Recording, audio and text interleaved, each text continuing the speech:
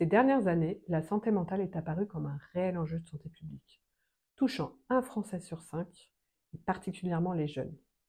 Les locataires HLM peuvent être confrontés à des difficultés qui peuvent être liées à une problématique de santé mentale, situation de repli, d'isolement ou troubles de comportement.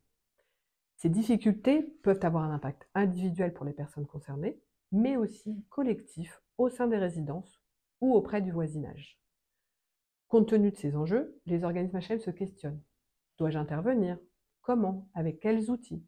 Et quels partenaires je peux mobiliser pour les situations les plus complexes? Les organismes HLM sont porteurs de nombreuses initiatives sur ce sujet. Tout d'abord, ils forment leur personnel. Cela leur permet à la fois de bien comprendre ce qu'est la santé mentale et de prendre du recul par rapport à certaines situations. Cela peut permettre aussi d'être un point d'appui pour pouvoir mettre en place des procédures internes de repérage et d'orientation des situations.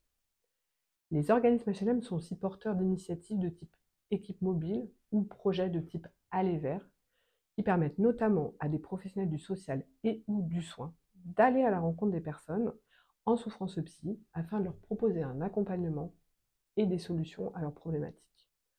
Enfin, les organismes construisent et développent des résidences spécifiques pour les personnes ayant des troubles psy du type résidence accueil. Pour une meilleure prise en compte des problématiques de santé mentale dans le parc social et pour pouvoir continuer à déployer ces actions, un certain nombre de conditions de réussite sont indispensables. Tout d'abord, il faut un réseau partenarial structuré et des acteurs identifiés sur les territoires, notamment des acteurs du médico-social. En effet, les bailleurs sociaux ne sont pas des professionnels de la santé et ils doivent s'appuyer sur ces partenariats pour pouvoir développer ces actions, sinon elles ne pourraient pas exister.